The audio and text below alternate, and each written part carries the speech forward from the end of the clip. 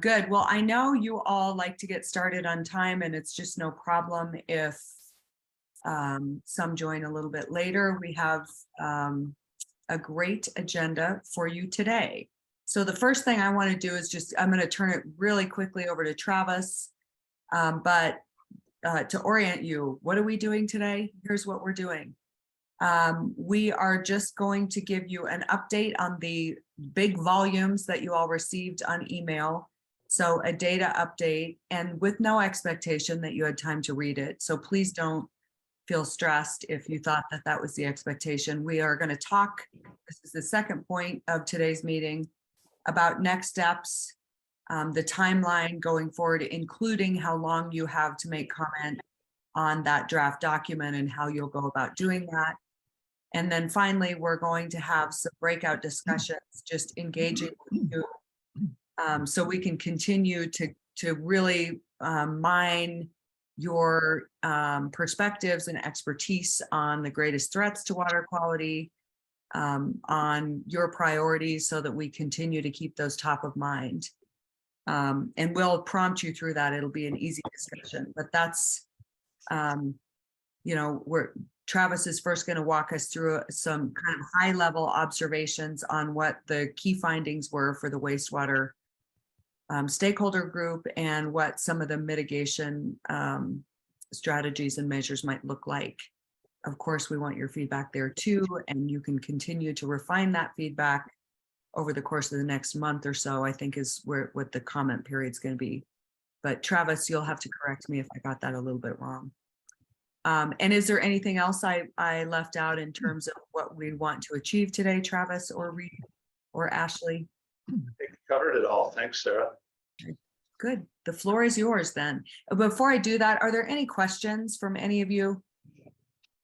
Anything you need to talk about that's not on the agenda? Okay. You mentioned there was a large document shared with everyone. Not yet. That is coming out here early April.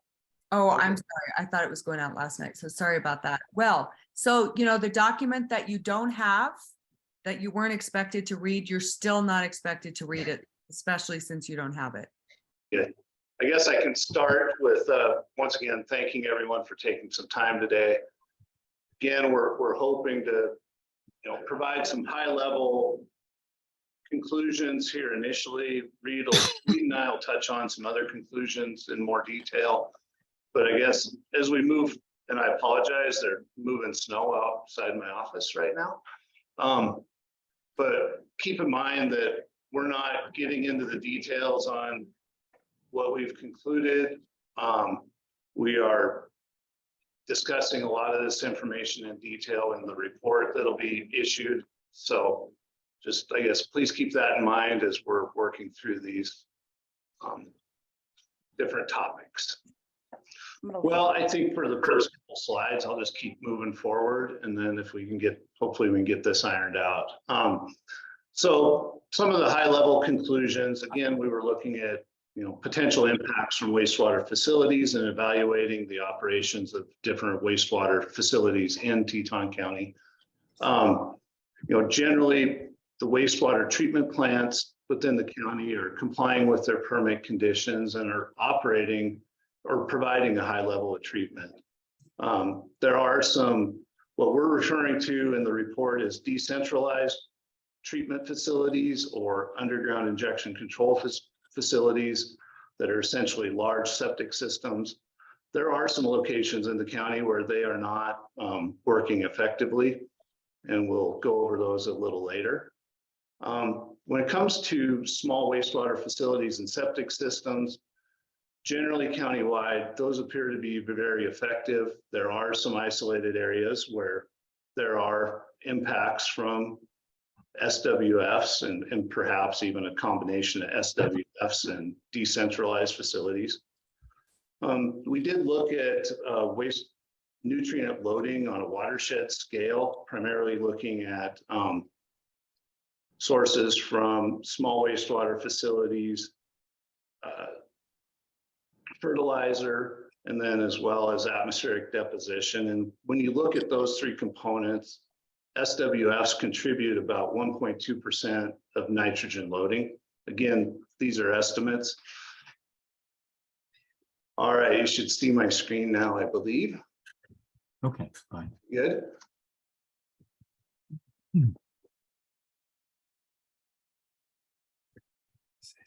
Perfect. So I just went through that first slide. Some other observations include, the SEO, Nelson Engineering, the USGS have done extensive studies on the West Bank, evaluating seasonal groundwater levels, the potential sources of nutrient impacts, and characterizing the biological communities in Fish Creek. And the SEO study really focused on groundwater levels and how groundwater levels interact with flow of the Snake River. And it also really well defined the flow direction of the alluvial aquifer under the West Bank. What you're seeing in this graph to the right is a graph from the SEO study that highlights what they call a threshold effect, wherein you see a peak or a rising groundwater. Groundwater is the blue line. You see rising groundwater in very, very early stages of spring. They attribute that to the rolling 40-day average of temperature average was above 40 degrees. So you saw a warming trend. You would start seeing some snow melt, and that snow melt would be percolating through the ground, raising the water table. And this coincidentally also corresponds with when we're seeing elevated nutrient levels under the West Bank and in the surface water of Fish Creek. And we'll get into that a little more later. Many of the studies did not conclusively point to sources of nutrients or pathogens. Many recommended additional study, further evaluation, which we tend to agree with. Many of them recommended further monitoring as well. And one of the common themes that we noted is many of the studies did not evaluate the potential for nutrients to be contributions from geologic sources of nutrients. And as I'll talk about a little later, there's likely some merit to that discussion and really needs to be considered moving forward. So with that, I'm going to turn it over to Reed to talk about the wastewater treatment plants and decentralized treatment facilities. Thank you, Travis. Can you hear me okay, Travis? Yes. All right, thank you. So there are a number of established, what we would call more centralized wastewater treatment plants in the valley. These are systems that actually treat wastewater from a community or from a specific resort or area within the county. The Moose Wastewater Treatment Plant is part of the Yellowstone National Park Service facility. It's Grand Teton. I'm sorry, what did I say? Yellowstone. Oh, I'm sorry. And they have mainly a visitor center that sees some 3,800 people per year, and so they have some huge peaks. Their facility was very old. It was last upgraded in 1973, but they decided to build a new wastewater treatment plant to meet their current needs, and so that has greatly improved a lot of their issues that they were having to handle their growth and their water quality. The other facility is Teton Village. You can see on the map that is where the village and the ski area. That facility is just under 500,000 gallons per day, but they have an average flow of around half of that. So they have room to grow and expand. It is what we call an activated sludge system. They are looking to do some upgrades. I think they're adding a clarifier and stuff to handle some additional flows. Teton Village, their treatment plant uses what we call the UIC, which is underground injection control permit, where they actually have a number of wells where they discharge their highly treated wastewater into the aquifer. And Aspen Pines is a similar facility just south of them. They also are an activated sludge facility. They are 0.4 MGD, million gallons per day, and their flows are roughly half that capacity, their permitted capacity. Both these facilities have a standard to meet for ammonia and nitrate. They have to have an ammonia less than 0.5 milligrams per liter and a nitrate less than 10. That 10, by the way, is very similar to the drinking water standard that we've talked a lot about recently in some areas of the county. And both of them do a good job of staying well below those permitted limits with their discharge. Grand Targhee is a resort area. They also have a wastewater treatment plant. They have a surface water discharge. They discharge into what's called Dry Creek, which is a tributary of the Snake River. Their facility has biofilters as well as UV disinfection. And they've generally been meeting their permit for the most part, as far as what we can see. If you go to the next slide, Travis. Thank you. The last facility is the town of Jackson's wastewater treatment plant. It's obviously the largest of all the facilities. This facility is a 5 MGD facility, and it is a lagoon system, very different from the other systems that we just discussed. So the lagoon system is a type of pond system, uses a combination of natural processes and aeration. They've added aeration to upgrade it. You can kind of see here the flow of the water. I know it's a little hard to see, but basically the water flows through the lagoon system. And Travis, can you show that point of, you put that dot? Their permit is right there where the UV disinfection is. That is their point of discharge. So all their permitting, they have to meet their permit at that point.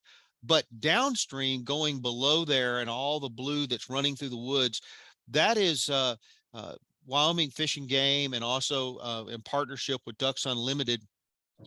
This is there was 3 existing wetlands, but you can see they've just recently significantly improved the ability to distribute the treated wastewater through a much bigger area. There's almost 700 acres here that's natural lands. And the idea is that this is habitat for waterfowl. This will provide improvements for the waterfowl. And at the same time, it also will help reduce those nutrients. So one of the things that we'll look at down here is there needs to be some studies, it's suggested, to look at how these wetlands, these natural wetlands, will help reduce these ammonia levels and nitrate levels even more as the water filters through this natural system. But right now, their permitted discharge that they're meeting is way up there at the plant, and the rest of this is all extra. So just wanted to point that out. Thank you, Travis. Go to the next slide. So the decentralized wastewater facilities, these are generally, these are also classified as injection control permit facilities, but they're different. They're basically very large septic systems. Some of them have some additional features, but for the most part, they're large septic systems that still have leach fields like you would have at your house, just of a much bigger scale, because these facilities generally discharge more than 2,000 gallons per day, where residence is limited to 2,000 gallons per day or less. There's some 28 of these facilities identified in the county. You can kind of see in the map roughly where they are. And of those, there's 8 that we've identified that've had some level of exceedance over, say, the past 5 years, where they may have had 1 or more days where they've gone over a daily max. Most of these facilities that have had some kind of issue, they're looking to upgrade their facilities or even connect to the town of Jackson through some of the existing force mains or some other way. Another is the campground up going toward Kelly. They are also upgrading their facilities because they have a dump station and other facilities there that they're right on the river up there. So they're currently upgrading some of their issues as well.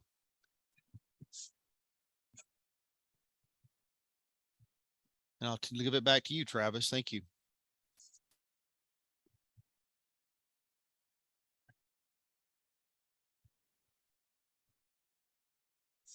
Are you on mute, Travis? I think you're on mute. Thanks, Reed. I hate it when that happens. Anyway, regarding the small wastewater facilities and looking at them at county level, really there's one area that stood out that is likely affected by where water quality is affected by septic systems, and that would be Hoback Junction. Several of the data sets we reviewed both show that nutrients were trending upward. They did not vary seasonally. They just gradually trended upward over time and exceeded 10 parts per million. Suggests that with the increased density, you have 30-acre lots down there in some areas, that it's in the different geology, that it very well could be that small wastewater facilities are contributing to elevated nutrient levels in Hoback Junction. There are some other isolated areas in the county that there were elevated levels, but that primarily fell within 3 to 5 parts per million of nitrate in groundwater.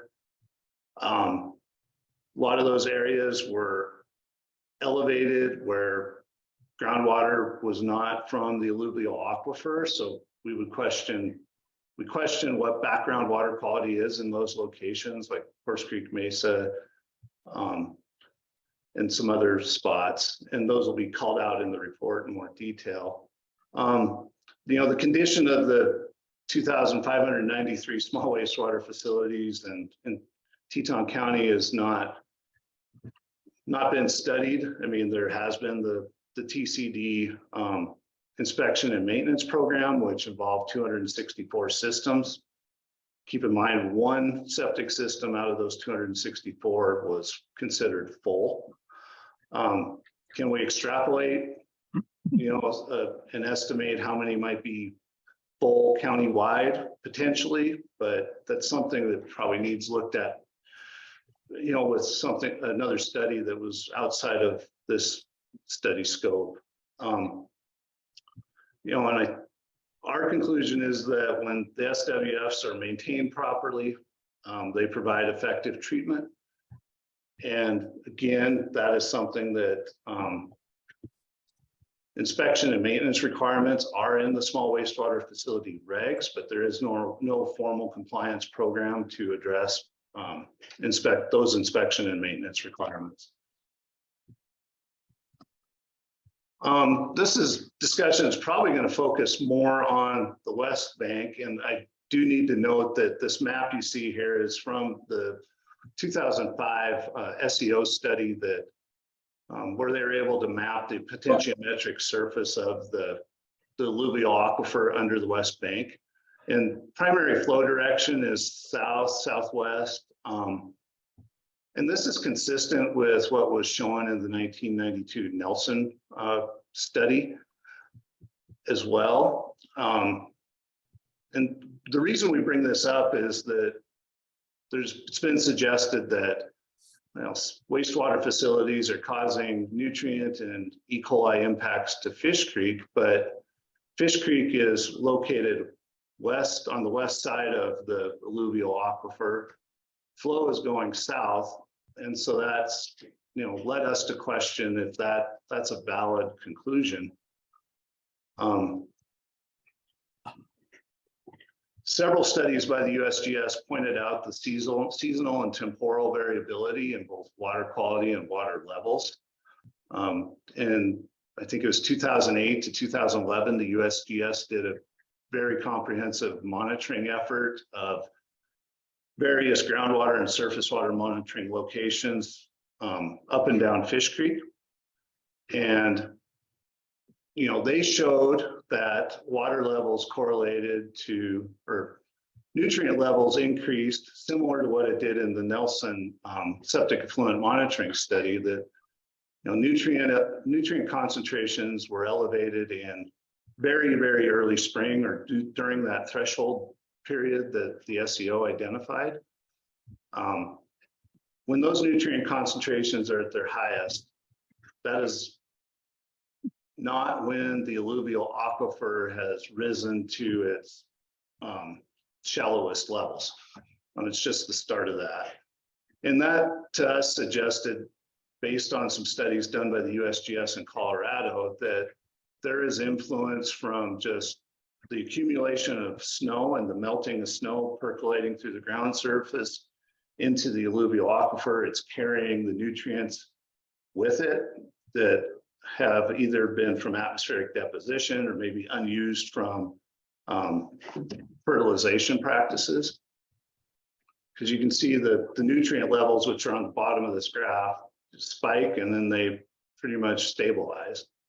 The USGS study that looked at water quality and characterized the biological communities of Fish Creek, also did some statistical analysis that compared water quality within each location and each sampling location. It also compared water quality between locations.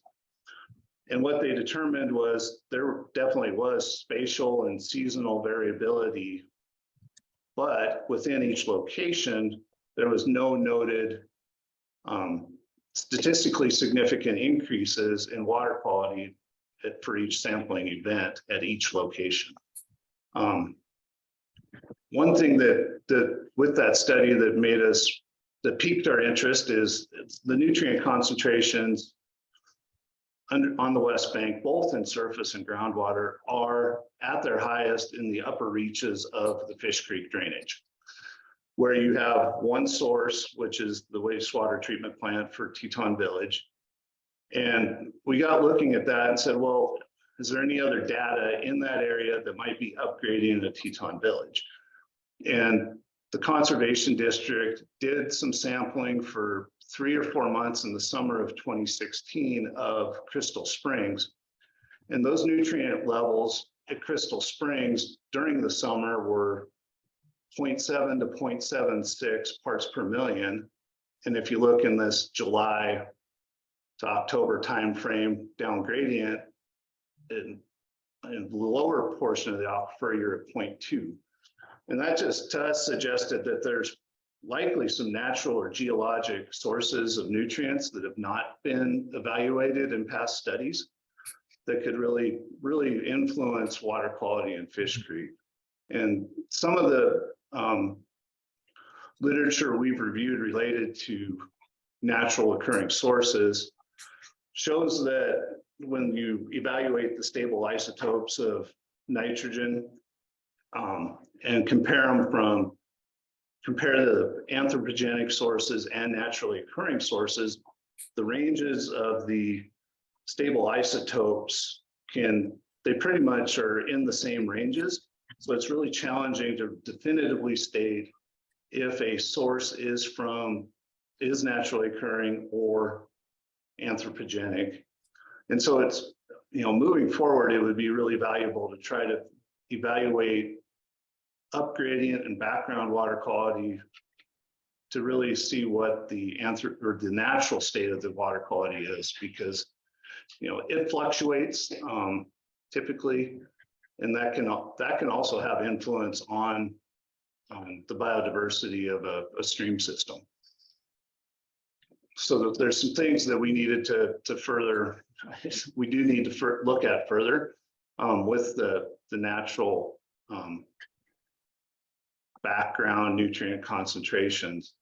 And it's something that needs to really be considered if there was to be potentially looking at a TMDL type mitigation measure, because that could have a really strong influence on how those nutrient sources are allocated. The last, I guess, final slide related to the small wastewater facilities is it really comes down to the E. coli impacts on Fish Creek. Again, as I showed, the hydraulic gradient just makes us question. There's a couple reasons why we're questioning if groundwater is influencing E. coli concentrations in Fish Creek. One is the gradient of the groundwater system.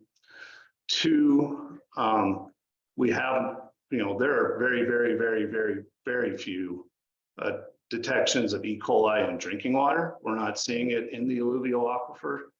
And, if groundwater was affecting surface water from a standpoint of E. coli, we would expect to see E. coli elevated in groundwater.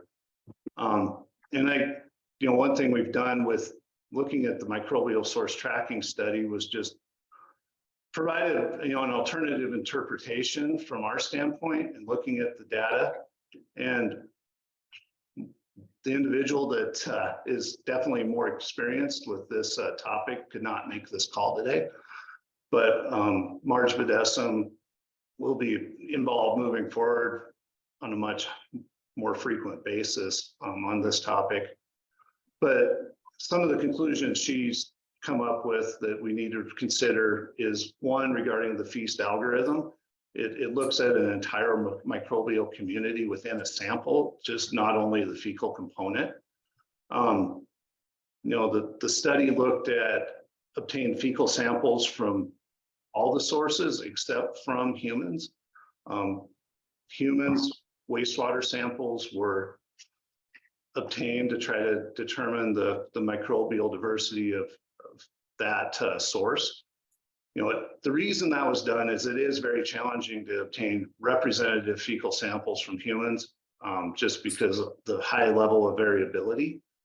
But the other thing to consider is wastewater also contains fecal matter, but also, microbes and from other sources, from kitchen and laundry wastewater as well. Hi. Hi. Hi. So, we're questioning if the microbial source tracking data is really indicates that there are impacts from increased wastewater contribution, but rather it might be suggesting that there's increased similarity between the microbial communities in groundwater and surface water. And so, it's just something that we can't draw a hard conclusion from at this point, but it's led us to ask further questions. Rita, do you want to do the potential mitigation measures? And before you jump in, I just would note that, these are some ideas that we've kicked around. We want to present them just to get your minds thinking before we move into our breakout groups. And we're open to any and all suggestions. So this is not a comprehensive list. So Reed, take it away. And Reed, I just want to point you to time. We're a little behind, so I want to make sure we don't rip off the breakout groups. Okay, thank you, Sarah. So this is just to get you guys thinking about a few things that we've been throwing out there with our team members. The idea is the need for some more additional dedicated RV dump stations. That's been shown to be a problem around the county, that there's been some illegal dumping, and that the county is looking to possibly sponsor one or more of these RV dump stations, so the public that's running through the county going to the various national parks have a 24/7 place to get rid of their waste. So we think that would be an issue that this would help. We've talked about there already been some rules that Teton County has passed on small wastewater facility compliance. We've recommended some additional rules and looking at areas around the state and around the country on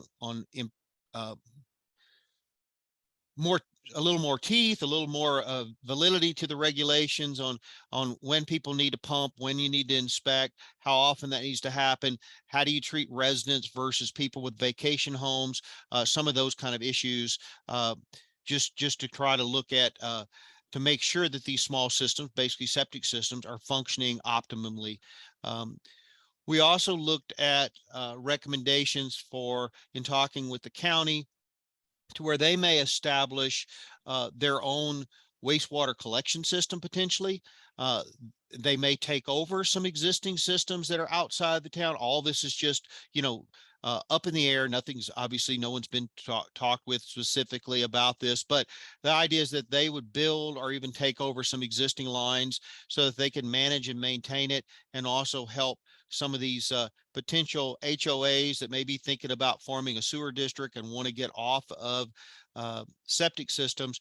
It would give them more viability on how they might connect to some of these systems, like not just the town of Jackson, but maybe even Teton Village or Aspen Pines. The other thing we looked at is really recommending more reuse. You have plants like Teton Village and Aspen Pines that produce a very high quality effluent, and yet this is not really being fully utilized. It's going down the injection wells, but there's golf courses, there's common areas, there's other things where this water could be utilized and sprayed on, at least during the summer months. And what we're looking at is the soil's potential to absorb the residual nitrates that would be in this water is really equivalent to a low grade fertilizer.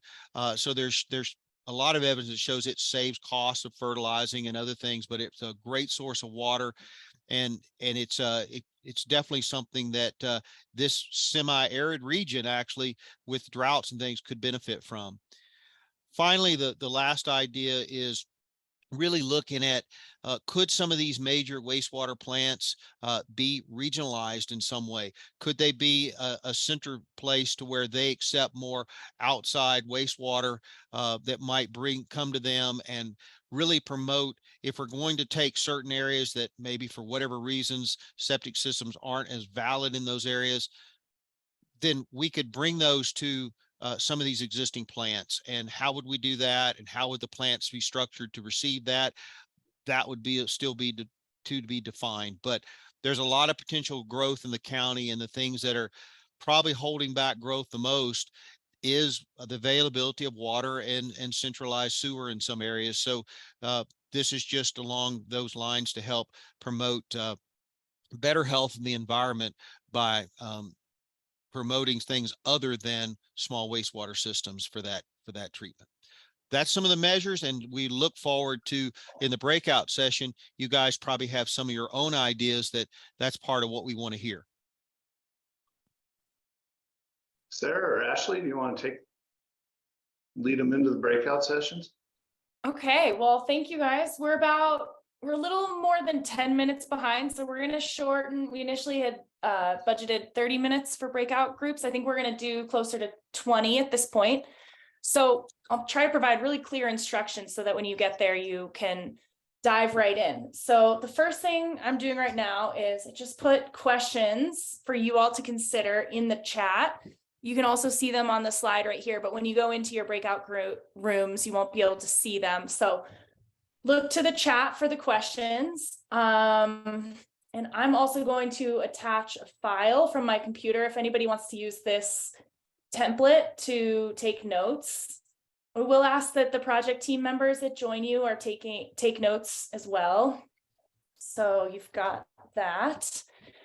I'm opening the rooms. You'll go into your rooms with about 3 stakeholders, and you'll have 1 to 2 project team members in there with you.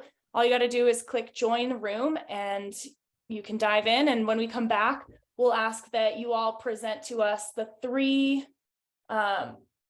ideas for your top, what are we asking for? Your 3 ideas to report to the stakeholder group for ideas to address threats. So with that, are there any questions? Yeah, Ashley, I thought I'd clarify. So we'd ask you to share your top threat to water quality, share your top idea, whether it's a tool, changes, improvements, projects that would improve water quality, but also share any 3 other ideas you have relative to mitigation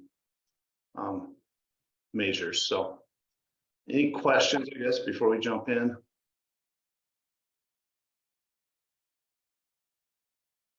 Let's All go. right. Let's go. Thanks, Yeah. everyone. We will be, Ashley, it might be easiest for you to just call group 1, 2, 3, 4, however you organize them. And let's just go through and have you help them provide feedback. Whoops, you're on mute. And I don't know if you can still see who is in what group, but Oh. there you go. Sorry, I was muted. Our first breakout group was Aaron, Bob, James, Megan, and Kevin. Would you like to start off with what you talked about? Sure, I took some notes on this. Can everybody hear me fine? Perfect. Alrighty. And sorry, they're a little bit scattered, so I apologize. I might jump around a little bit. So kind of the highlights is septic systems located in high groundwater. There's concern about that. A number of the folks agreed that in particular the West Bank area, since there's access to 3 different wastewater facilities, but there's still a lot of septic systems. They would need work to expand the sewer connection to all those and get those septic systems off. We also had an issue as far as leach fields that were very deep. Those are the ones really contributing to nutrient pollution, not necessarily the ones that are not as deep. And if in fact septic systems are maintained, well, designed, operated, and maintained, actually can work effectively. So it would be important for the county to create an operational and maintenance program and do inspections and improvements and have people understand, because most homeowners don't really understand how to maintain and operate their systems. In addition, they need to be designed appropriately as well. A couple of other kind of highlights. We talked a little bit about Hoback and the fact that there are some landslide issues. A longer connection from Munger may cause an issue. You know, if you're having these long connection lines run a distance, you might have issues as far as going over a fault line, or if there's any kind of natural disaster, what happened up in Montana last year. In regards to RV dump stations, they just need to be tied to a sewer line, and we definitely need some more of those as well. And I think that, you know, kind of the last one, just so we don't take up all the time, as the wastewater treatment plants, the issue there is that there's not a lot of nutrient reduction, in particular in the winter months. And even while the wetlands seem like a great idea, even during the winter months, there's likely not a nutrient reduction because, and I like this term, and I gotta remember it now, bacteria is like bears. They like to hibernate during the winter. So I'll end on that note. Okay, thank you, group 1. The second group was Bradley, Ellis, Carlin, and Dwight. I took some notes. I did get those over to Brad. I didn't have Dwight's email address handy. Brad, would you prefer if you or I spoke to that? I think, go ahead, Carlin. Okay. So we talked about, you know, these questions really in the context of wastewater. I think the discussion of, from a small wastewater facility perspective, old systems, but especially I think there was some good clarification, just systems that, you know, are a problem because they weren't installed correctly, whether that's because it was prior to good standards, or just today because they were just installed incorrectly. You know, systems that lack proper functioning condition, I think was really identified, you know, and was also a top threat really. Wildlife, I think just from a surface water contamination was identified, as well as dogs and livestock, just that all of those really are known contributors based on data as well as just logic. And then, you know, also thinking about these older and potentially just incorrectly installed, I think it was worth noting that there's really just been a change in the way that septic systems have been envisioned. Now we're looking at them much more from a treatment perspective and density, whereas historically, they're really a disposal mechanism. And with less people on the ground, that wasn't such a concern with regard to water quality, so much as it was just a way of getting rid of waste. And as a result, there some of those the way it was approached probably doesn't work today. Hey, Carlin, yeah. it's a little hard to hear you. Is it? Okay. Okay. A little bit. I'll try to move closer. Sorry. Be better now. Sorry. Okay, awesome, thanks. No, good to know. Thank you for that. In terms of ideas and tools, pressure dose systems were identified as just a way of, kind of automatically improving the functionality of a septic system, although it was recognized that there's increased costs associated with that. Enhanced systems where there's known contamination or a serious space constraint, but being careful about where those are being recommended. And then we also discussed a septic system operating license program from Pennington County, South Dakota, where there's essentially an interval that's required for maintenance, inspection, and kind of knowledge, I think, education as well. Anything I missed there, guys? No, that's fine, Carlin. I think you got it all. Yeah, thanks for sharing the Pennington County example. That one hasn't come across our radar, so we'll look at that. Awesome. Thank you, guys. Thank you, Carlin. And the third room was Chris, Christy, James, Kelsey, and Lowell. Great, thanks. We had a good team.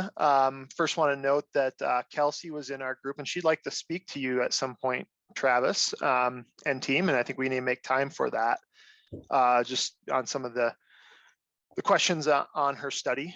And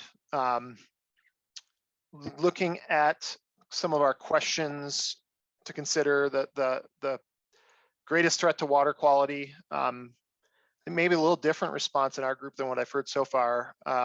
There was a lot of uncertainty. There's a lot of fragmentation in the data sets and different data sets are being used to characterize different threats than they were originally planned for. And so that creates fragmentation on resource management and coordination between the public and private. This points to some regulation needs in the future. Great threat around new development and changing practices before we create new acute problems. Threat just on the knowledge gaps that we have in the Fish Creek watershed, and it's hard to put one fix on all of this. And that kind of kept coming up as a thread in our conversation, that it's going to take more than one fix. There isn't one fix. It's multifaceted, and really what we kind of landed on is that deflection is the threat on this topic. But the greatest top threat was us as people, the sources of contamination that we create, and there's no single solution. On the ideas to improve water quality, better monitoring for better answers came up. The need for continuing information and education on septic maintenance and a septic education campaign for helping with pumping and maintenance, and then stricter permitting for new systems based on some of the problems that we know. The better accounting of all the infrastructure assets that we have within the county, both public and private. Keep consistent reporting and record keeping so we can make changes that address the threats effectively, and some thoughts that this could be a software-based solution. And then coming up with identifying all the source vectors and creating individualized plans for each of those vectors. Again, no one fix. Anything else I missed, team? Oh, that was a great recap. Good work. Thanks, Chris. Awesome. Thank you, guys. And lastly, we had David, Jason, Matt, Thomas, and Florin. Okay, great. Team 4, I can speak a little bit, but feel free to jump in. Chris, I'm glad you mentioned the things that you did, because our conversation was actually very similar to, sounds like, your groups. I think the conversation kind of started with the USGS nutrient loading study in 2016 and citing atmospheric deposition as one of the largest contributors to nitrogen and phosphorus in the watershed. And I guess just having some issues with the ability to control that, especially if it is, being provided from the greater Snake River Plain, potentially Teton Valley, and even west all the way to Boise. Having some issues and maybe a little bit of despair in that category. Some other things we touched on here was, the difficulty in quantifying sources like this study from non-point source pollution. So, we talked about fertilizer, we talked about livestock use, talked about septic systems, but not having a great idea the exact contributions to surface water degradation and groundwater quality in the Fish Creek area and in Teton County as a whole, really limiting us. So maybe that's a combined threat of atmospheric deposition, but also human-induced non-point source pollution. A couple things we talked about in terms of mitigation. One, the obvious one from our discussion was increased attention to detail on source contribution studies. It's really hard to do. We acknowledge that for sure, but there's a concern about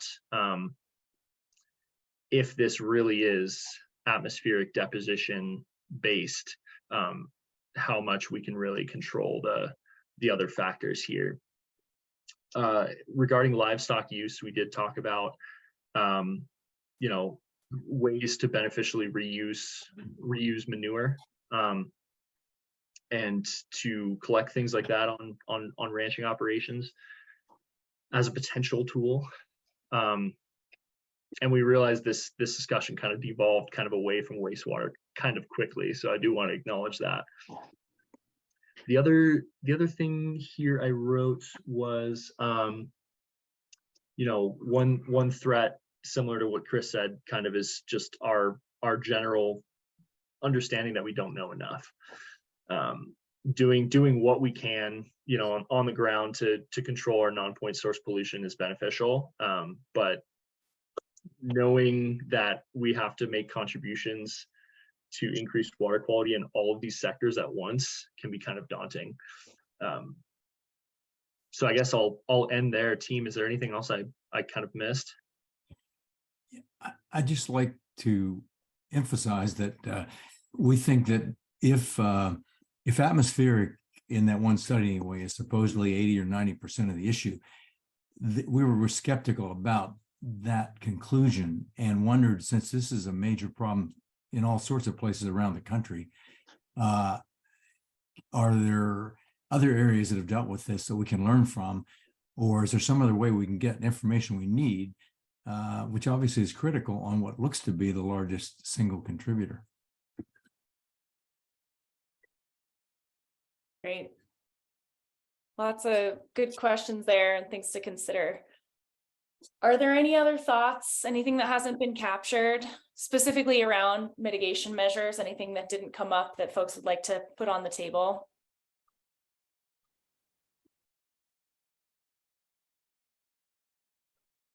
All right. Great. Quickly, just because you're the first of 4 of these that we're going to do this week. Was that enough time in the breakout discussion? Did you guys feel rushed?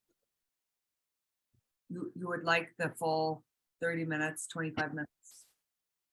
We definitely could have used it in our team. Okay, good to know. Travis, you win. He deserved it. Great. So we'll make that adjustment, and we'll just hopefully have no snafus going forward, but thanks for that feedback.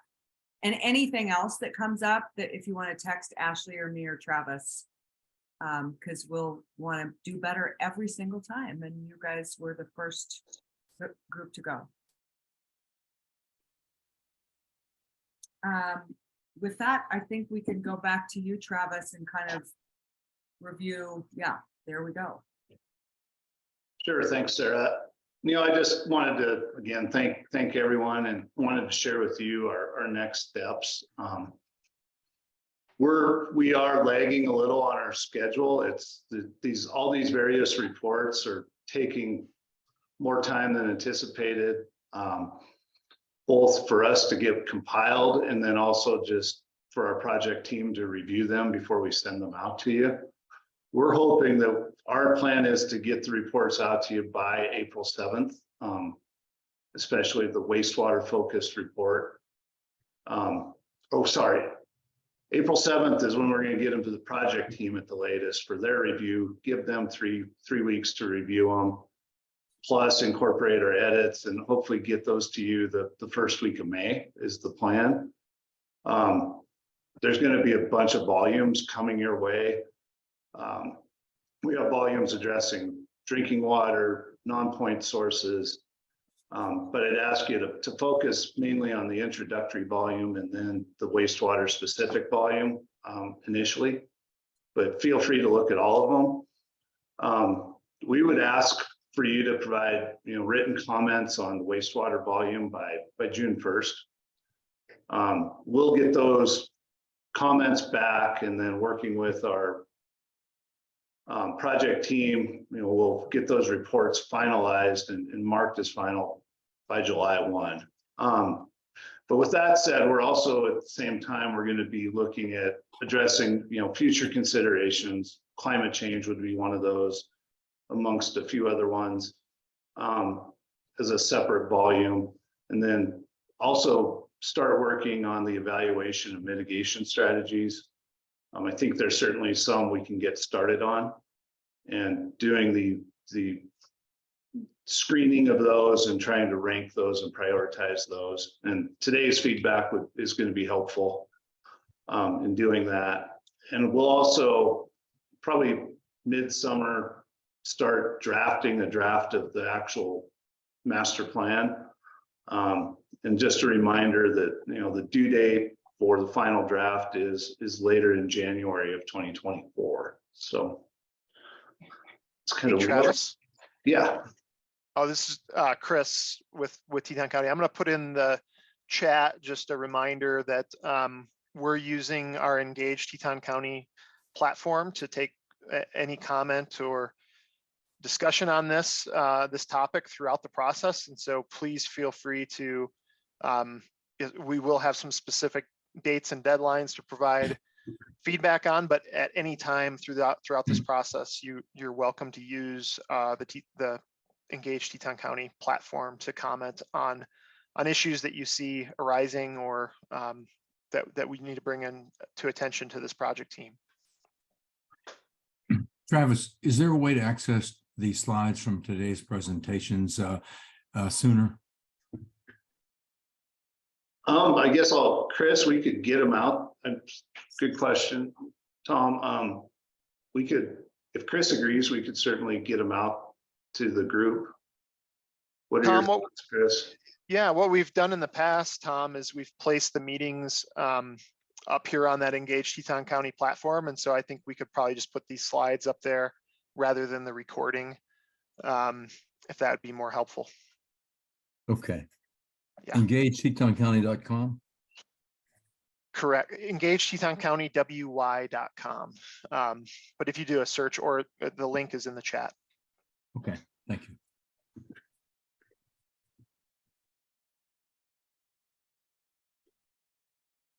Is there anything else?